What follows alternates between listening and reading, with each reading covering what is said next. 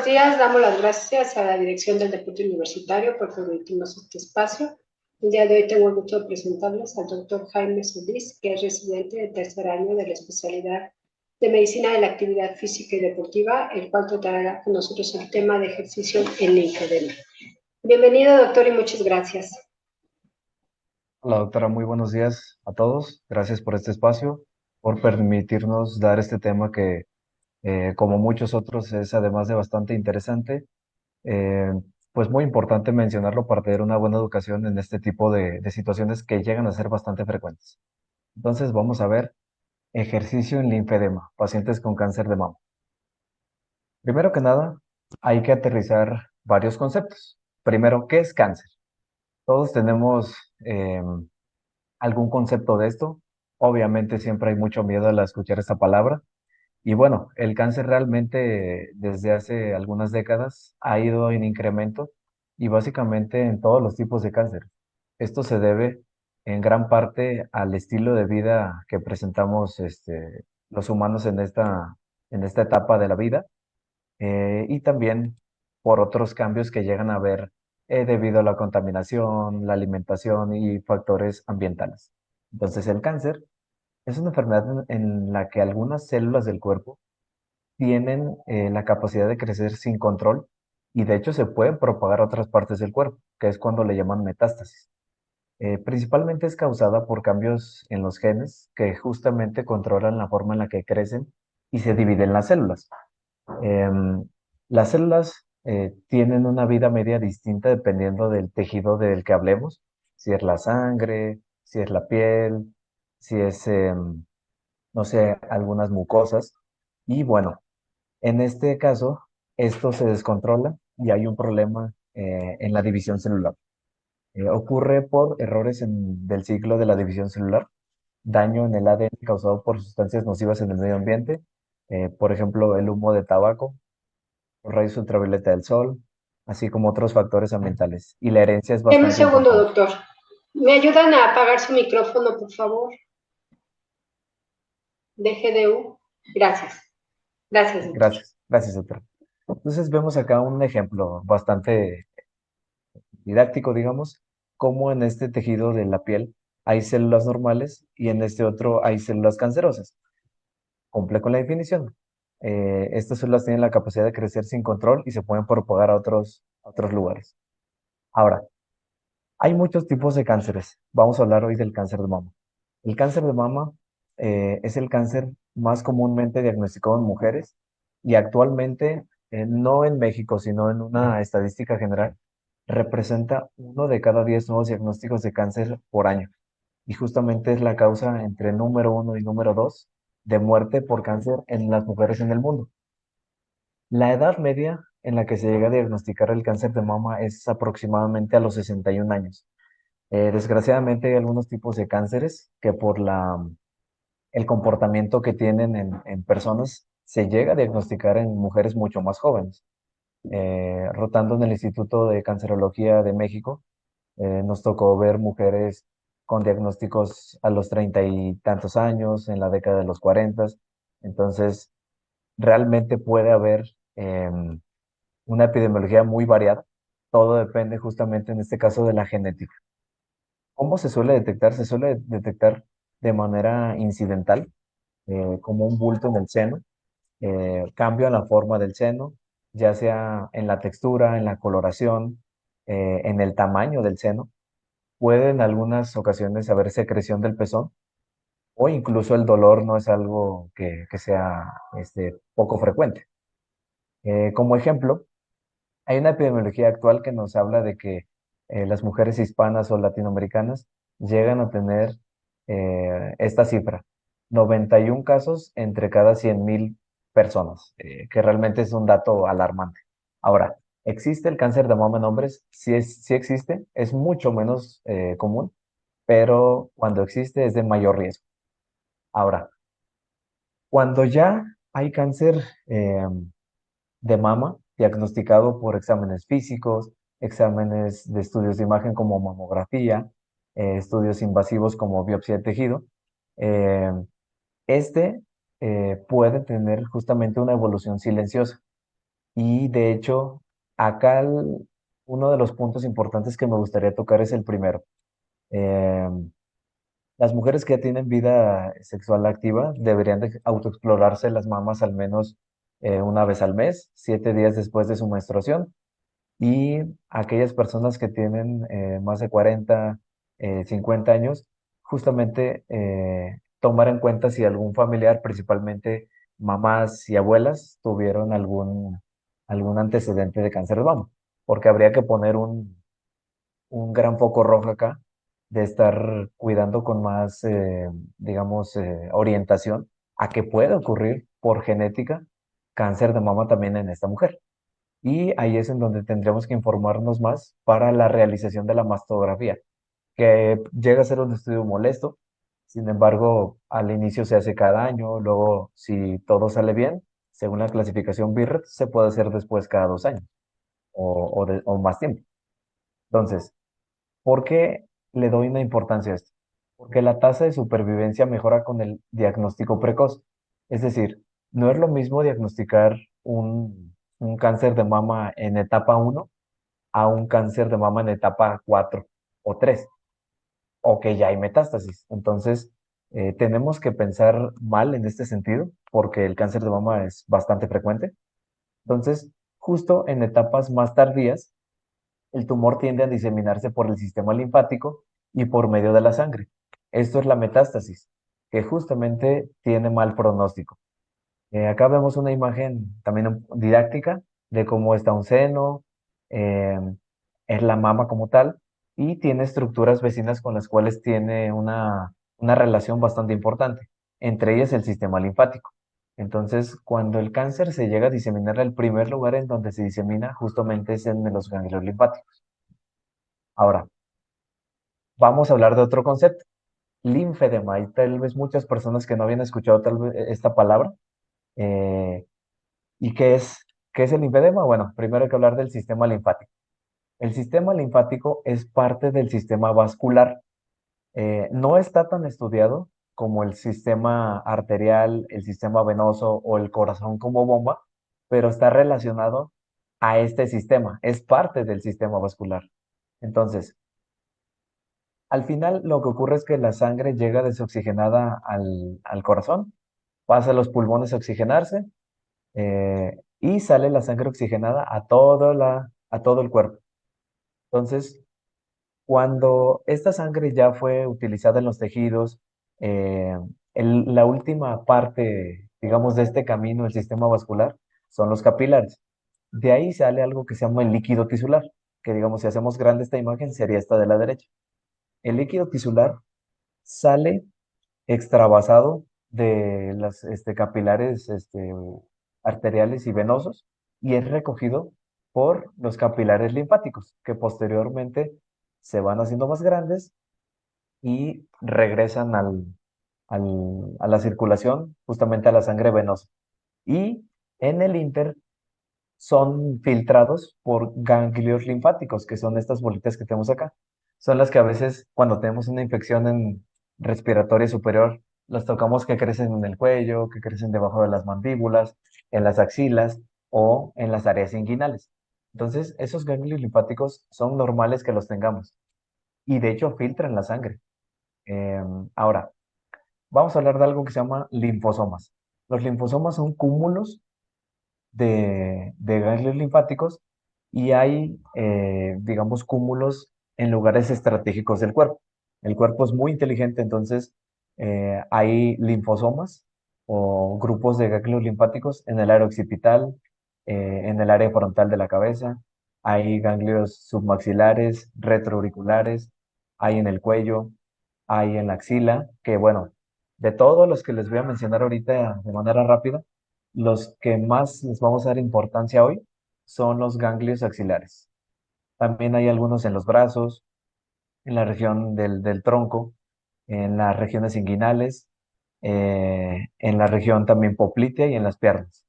Entonces, estos linfosomas son vitales para nosotros. ¿Por qué?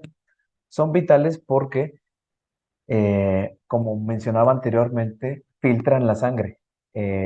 Ahora vamos a hablar de otro concepto. ¿Qué es la linfa o este líquido tisular que se recoge de la parte final del sistema vascular.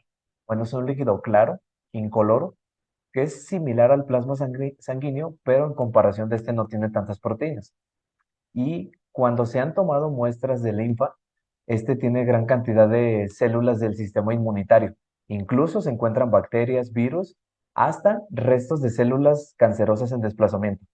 En cualquier persona normal, esto se encuentra, porque nuestro sistema inmunitario nos está protegiendo todo el tiempo y parte del sistema linfático y la linfa depende de esto. Así es como se comporta el sistema linfático. En los tejidos vamos de abajo hacia arriba. En los tejidos más profundos, que son divididos por fascias, después siguen los tejidos subcutáneos, después la dermis y la epidermis, que ya sería nuestra piel. Entonces, en los tejidos más profundos hay vasos linfáticos colectores. Estos filtran la parte más profunda de la linfa y esta linfa es después pasada a los vasos colectores linfáticos superficiales, luego vasos colectores y al final a capilares linfáticos. Entonces es todo un proceso bastante complejo y bonito que ocurre en nuestro cuerpo diario. Ahora sí, vamos de lleno con el tema. ¿Qué es el linfedema? Ya hablamos de cáncer, ya hablamos del sistema linfático, ya hablamos de cáncer de mama y ya hablamos de la linfa. Ahora vamos a conjuntar todo eso. El linfedema, como lo dice el prefijo y el sufijo de esta palabra, eh, linfa, ya hablamos que es linfa, y edema es al final de cuentas una parte, un signo de inflamación. Entonces, es la acumulación de cantidades excesivas de líquido intersticial en los tejidos, lo cual provoca inflamación o hinchazón crónica, además de síntomas asociados en una o más regiones del cuerpo. Al final de cuentas es un proceso inflamatorio. Eh, y justamente algo que quiero mencionar aquí es que el cáncer en sí mismo y el sobrepeso y la obesidad son también procesos inflamatorios. Entonces, digamos que todas las vías fisiopatológicas que explican esto tienen algunos canales que tienen sintonía, desgraciadamente. Entonces, hay niveles elevados de proteínas dentro de este líquido intersticial y hay un comportamiento celular anormal posterior, lo cual se manifiesta en los tejidos como líquido libre, fibrosis, es decir, engrosamiento y desarrollo de tejido graso. Entonces, acá vemos una imagen. Los australianos en la Universidad de Maguire tienen, la verdad, bastante avance en este tipo de investigación. Entonces acá vemos a esta doctora que es bastante famosa allá en Australia viendo a un paciente con linfedema. Ahora, ¿por qué hay linfedema asociado a cáncer de mama?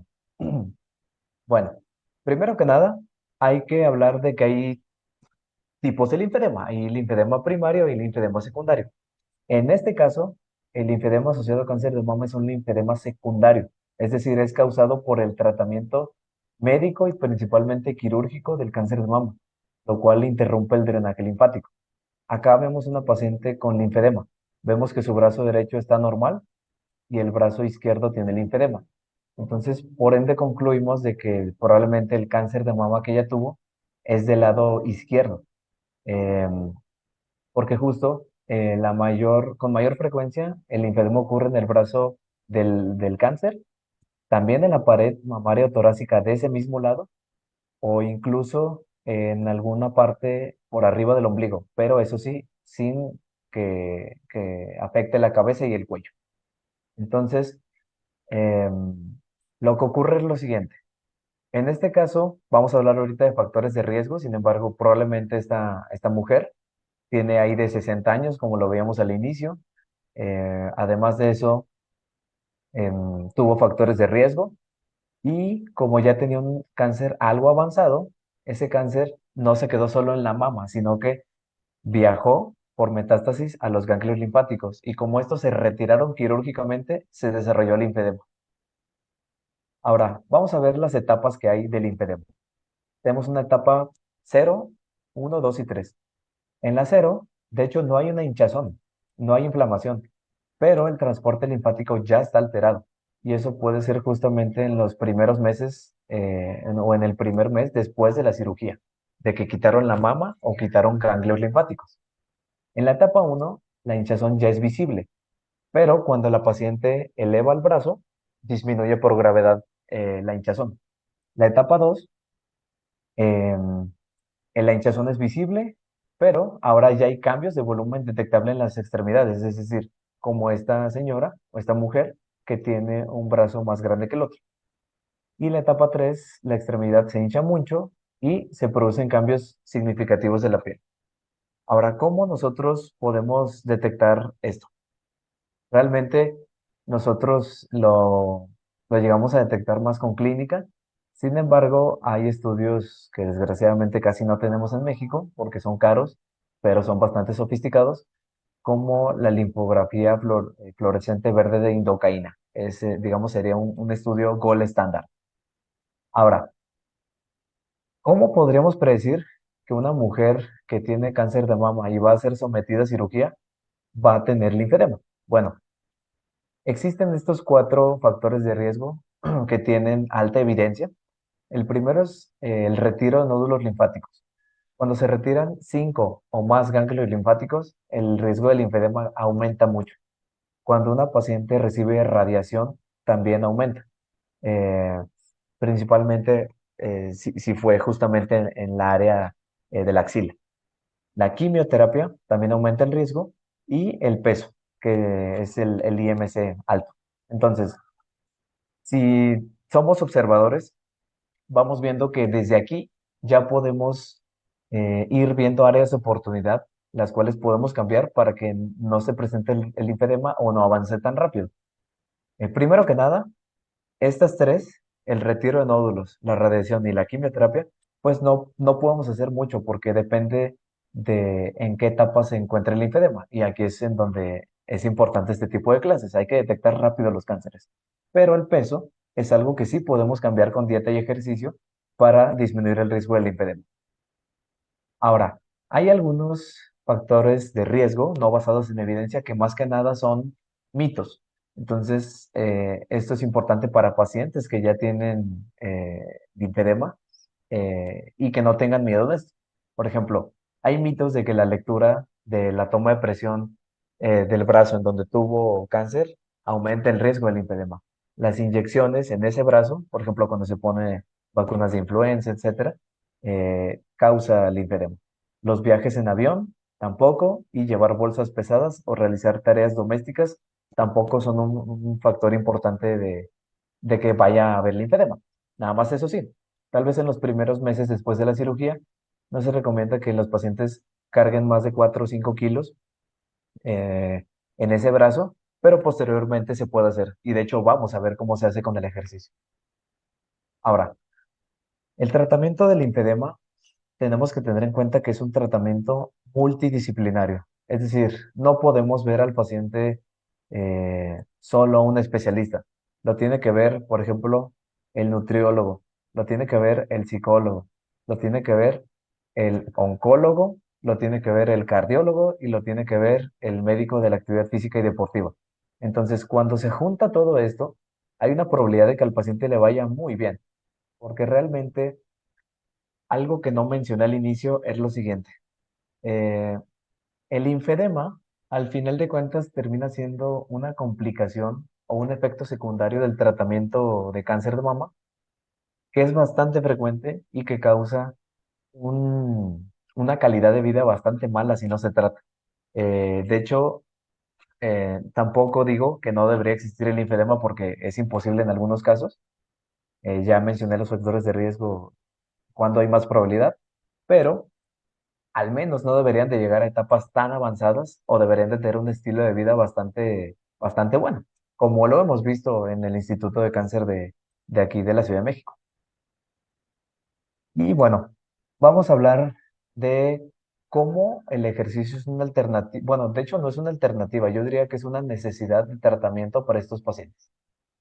Hay que ver, como ya lo hemos evaluado en otras clases, al músculo como un órgano endocrino, es decir, el músculo cuando hacemos ejercicio bien prescrito, tanto de fuerza como aeróbico, secreta muchas sustancias, se han visto 600, 800 sustancias, las cuales se comunican con el hígado, con el páncreas, con el intestino delgado, con los riñones y las glándulas suprarrenales, con el sistema inmunitario, con la grasa o el tejido adiposo, con el cerebro, incluso hasta cambios en la piel, con los huesos y de manera bastante importante con el sistema vascular. Entonces, cuando nosotros hacemos ejercicio de manera adecuada y de manera sostenida, podemos promover la función endotelial, así como la revascularización. Y ya lo habíamos visto.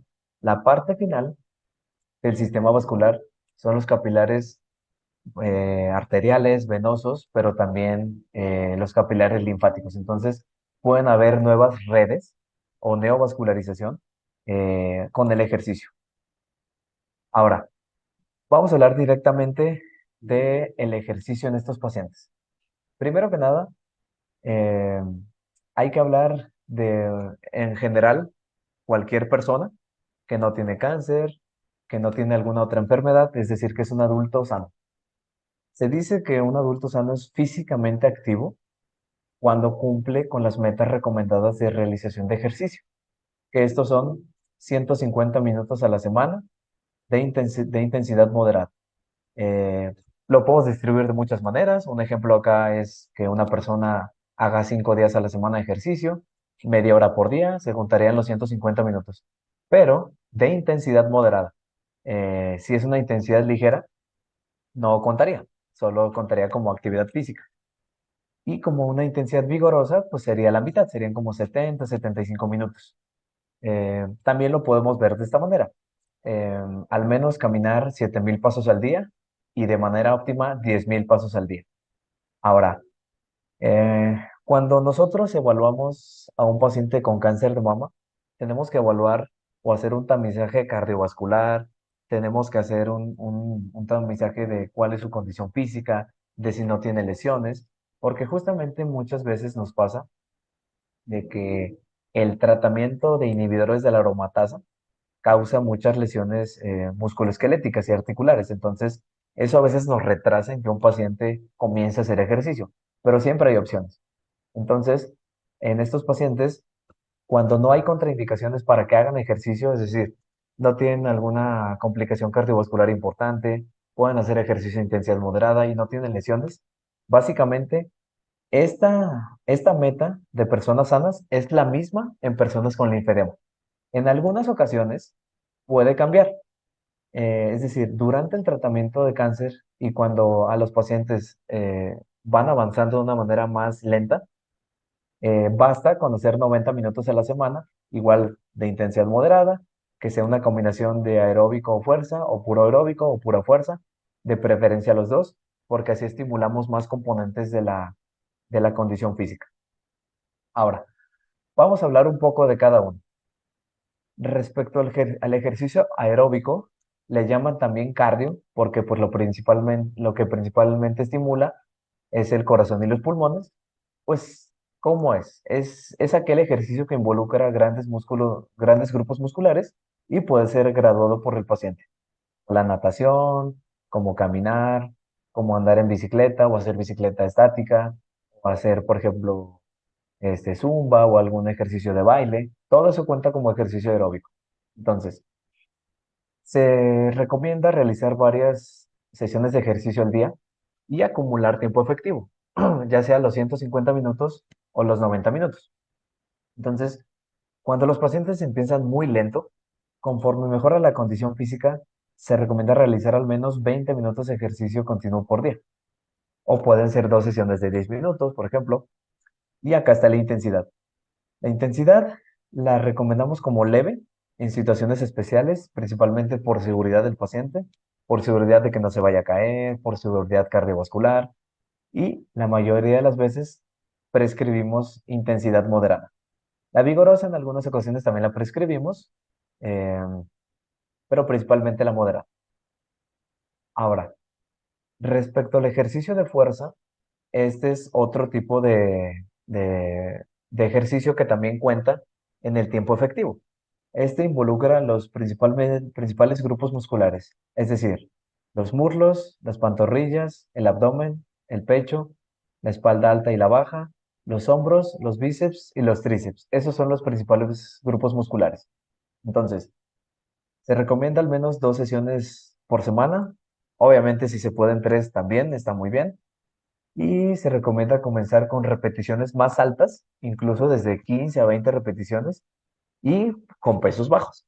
Y que con el tiempo, tal vez en 1 o 2 meses, que vayan progresando, disminuir el número de repeticiones y aumentar el peso, con el objetivo de llegar a 8 a 12 repeticiones. ¿Por qué 8 a 12 repeticiones? Porque justamente en este rango, con la intensidad adecuada, se promueve la hipertrofia. Entonces, nosotros queremos que estas pacientes tengan más masa muscular, menos masa grasa, más fuerza y lo principal, estos pacientes lo llegamos a ver de manera bastante frecuente, llegan a tener de manera frecuente osteopenia o osteoporosis, entonces hacer este tipo de ejercicio puede ayudar a aumentar la densidad mineral ósea y la hipertrofia en esos rangos es el objetivo. Entonces, la intensidad también puede ser ligera, moderada o vigorosa. Tratamos de que no hagan intensidad vigorosa, que es el fallo muscular, porque se asocia mucho a riesgo de lesión. Casi siempre lo hacemos un calentamiento de intensidad leve y la intensidad efectiva es moderada. Temblor ligero o un ligero ardor muscular. Que este puede ser ejercicio con su propio peso, puede ser ejercicio en máquinas, puede ser ejercicio con ligas o bandas de resistencia, pueden ser pilates, por ejemplo. Básicamente es acá lo que tenga disponible la paciente y lo que le guste más también. Y lo que sea la mejor recomendación respecto al riesgo que haga de ejercicio.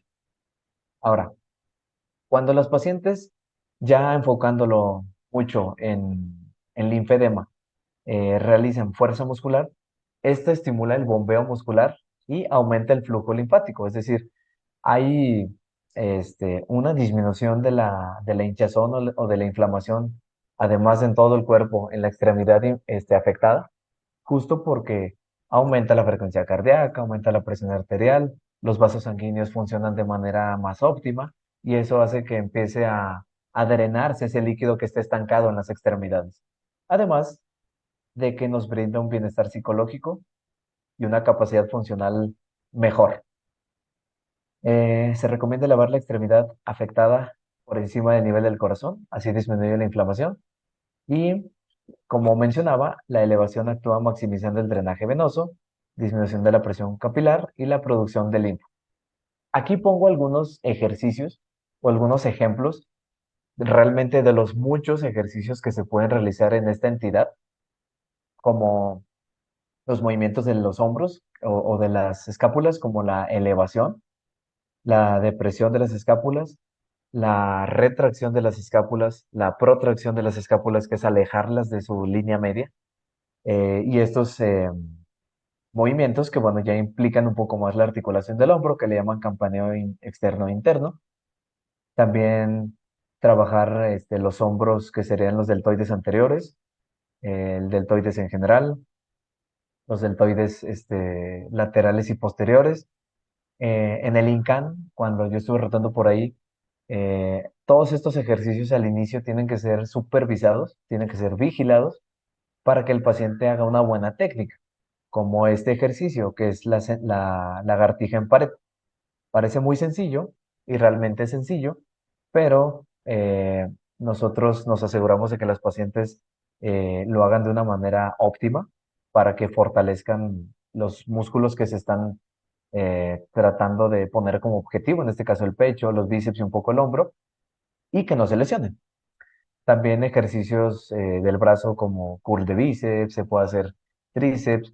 Realmente, si ustedes ven estos ejercicios, son ejercicios bastante inocuos que se hacen por casi cualquier persona del gimnasio.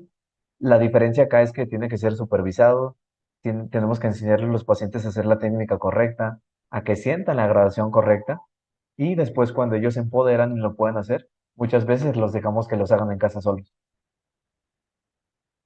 También recomendamos el ejercicio de flexibilidad, eh, que al final de cuentas es una recomendación del Colegio Americano de Medicina del Deporte, el cual pues son estiramientos que involucren las principales articulaciones y grupos musculares del cuerpo. Y de hecho, acá nos sirve mucho para lo siguiente, para abordar áreas afectadas por la cirugía, por la radioterapia, por la quimioterapia y por las lesiones musculoesqueléticas.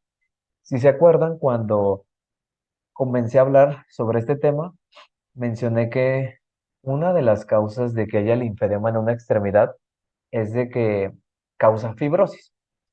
Cuando se causa fibrosis, muchas pacientes nos han llegado al Instituto de Cancerología con los rangos de movimiento limitados. Es decir, en vez de que una paciente pueda hacer el rango completo de la abducción del hombro, tal vez llegan hasta acá, a 90, 100 grados, en vez de que llegan casi hasta 180 grados. Y justo esto es por la fibrosis que se causa tanto por la cirugía, radioterapia o quimioterapia. Entonces, este tipo de ejercicios los trabajamos con los pacientes y realmente les va muy bien. Nos ha tocado muchas veces, o he visto muchas veces, pacientes que no podían mover por completo el hombro, que lo terminan moviendo al cabo de varias semanas de ejercicio. Entonces, ¿cuánto se recomienda? 2 o 3 días a la semana. Incluso nosotros lo hemos hecho diario con la finalidad de recuperar esos rangos de movimiento. Y se recomienda mantener el estiramiento estático por 10 o 30 segundos por cada ejercicio, que realmente podemos empezar con menos en ellos. La intensidad, mover las articulaciones a través de su rango de movimiento o tolerancia. Aquí pongo algunos ejemplos, por ejemplo, para la cadera, la rodilla, para el hombro, igual cadera, rodilla, tobillo. Entonces, todos estos ejercicios tienen una importancia muy, muy, muy, muy grande en estos pacientes. Por un lado, la fuerza y el aeróbico, pues para mejorar el peso, la composición corporal, mejorar, como mencionaba ahorita, la masa muscular, etcétera. Y estos ejercicios de flexibilidad a muchos pacientes los relajan, les ayudan y pues también, como mencionaba, para efectos adversos de la quimioterapia, cirugía y radioterapia. Otras recomendaciones que hacemos, por ejemplo, es el tai chi, el yoga, algún deporte que les guste, siempre y cuando no tengan contraindicaciones o el catéter, si llegan a tener, no se los impida. Y justo vamos a tocar este tema. ¿Cuándo está contraindicado realizar ejercicio? Cuando haya una anemia severa, es decir, de menos de 6 a 8 gramos por decilitro, fatiga extrema. De hecho, este es otro tema bastante interesante que se podría tocar después, la fatiga en los pacientes con cáncer de mama, que de hecho es la segunda línea de investigación más grande de cáncer en el mundo, pero cuando la fatiga es extrema, es cuando está contraindicado. Cuando hay fiebre, cuando hay infección sistémica activa, inmediatamente después de la cirugía, ahí es donde se recomienda descansar al menos 1 o 2 meses. Cuando hay toxicidad cardíaca, justo ahorita se están abriendo brechas muy grandes e interesantes de rehabilitación cardio-oncológica que les corresponde a ellos. Cuando los niveles de los glóbulos blancos están disminuidos, cuando hay múltiples metástasis y cuando hay síntomas importantes como náusea, vómito y mareo. Esta cuestión de las múltiples metástasis, principalmente cuando hay metástasis óseas, es cuando tenemos que cambiar mucho la estructura de un programa de ejercicio, porque justo llegamos a ver muchas metástasis óseas en cadera, en columna vertebral. Entonces, justamente si hacen algún ejercicio que los ponga en riesgo, pues puede haber fractura de sus huesos o puede haber más metástasis en relación a esto. Ahora, algo que también quiero mencionar, que son preguntas bastante frecuentes, son las prendas de compresión, que son un tratamiento más de las pacientes con linfedema que tienen cáncer de mama. Entonces, su principal uso es en el tratamiento a largo plazo del linfedema. Los requisitos son estos: que la paciente hagamos una evaluación completa del estadio y de la gravedad del linfedema, la comodidad del paciente, obviamente la prenda tiene que ser cómoda, las preferencias, el estilo de vida y el estado psicosocial. Y cuando hay enfermedad concurrente y capacidad para aplicar y quitarse las prendas. Entonces, en el instituto me ha tocado ver, pues, que a las pacientes, justamente como lo vamos a ver ahora, se miden, se hacen índices, se miden circunferencias de todo el miembro superior, eh, y con eso vemos cuál es la gravedad del linfedema, y respecto a eso también damos un estadio del linfedema como lo veíamos hace rato, grado 0, 1, 2 o 3. Y respecto a eso, pues ya vemos si es un linfedema que es leve, moderado o que es severo, y dependiendo de eso, pues hay grados de compresión de las prendas. Hay un grado que es bajo, mediano y uno alto. Pero bueno, todo dependerá de esto. Ahora, también hay prendas que pueden ser hechas a la medida o listas para usar. Cuando son hechas a la medida, pues obviamente son más cómodos para la paciente. Y además de las prendas que hay para el miembro superior, hay prendas para el torso que se pueden utilizar. Y justamente estas son para linfedema de tronco. Eh, en muchas ocasiones no se conoce que existe esto, pero no solo puede haber linfedema del miembro superior, sino también puede haber linfedema en tronco anterior, posterior o incluso en la región del abdomen por arriba del ombligo. Entonces, el linfedema mamario, pues sí, incluso pueden usar sostenes que ayudan a esto. Y bueno, después de hablar de todo esto, vamos a llegar a las conclusiones. Primero que nada, el cáncer de mama es una enfermedad inflamatoria muy prevalente, así como lo mencionaba ahorita, pues tiene una base como la obesidad o como el sobrepeso o como la diabetes o la hipertensión. Al final de cuentas son enfermedades inflamatorias que comparten vías fisiopatológicas en común. El linfedema es un efecto secundario asociado al cáncer de mama, bueno, principalmente al tratamiento del cáncer de mama. Ya veíamos ahorita, retirar más de 5 nódulos, quimioterapia, radioterapia y un peso alto. Y que el ejercicio es esencial para el tratamiento del linfedema. Yo diría, al menos en mi caso, que no es una opción o que sea opcional. Yo creo que el ejercicio se debería ver como una parte o un pilar angular importante en el tratamiento del linfedema. De hecho, en muchas ocasiones, pues no llegan a haber mejorías con medicamentos, con algunas otras cosas, pero sí con el ejercicio. Em, y bueno, es importante realizar un enfoque multidisciplinario, primero que nada detectando factores de riesgo y áreas de oportunidad en estos pacientes. Ya mencioné cuáles son los factores de riesgo, cómo debemos de trabajar en un equipo multidisciplinario para apoyar a este paciente y pues que eh, tengamos en cuenta que esta entidad es bastante común, que podemos detectarla, podemos tratarla y los pacientes pueden tener una calidad de vida bastante buena si se hacen todas las medidas pertinentes necesarias. Y con esta diapositiva concluyo.